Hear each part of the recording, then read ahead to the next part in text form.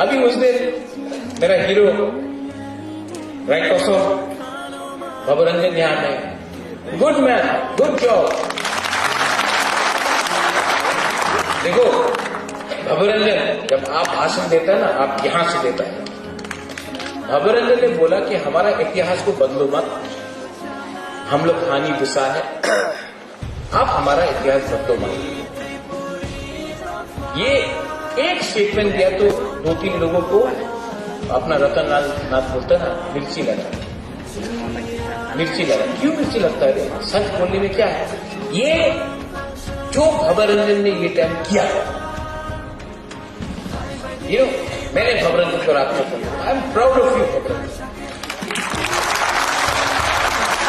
Because that day you did not react as an EM, you reacted as a brute, as a lion, as a big person. That is important.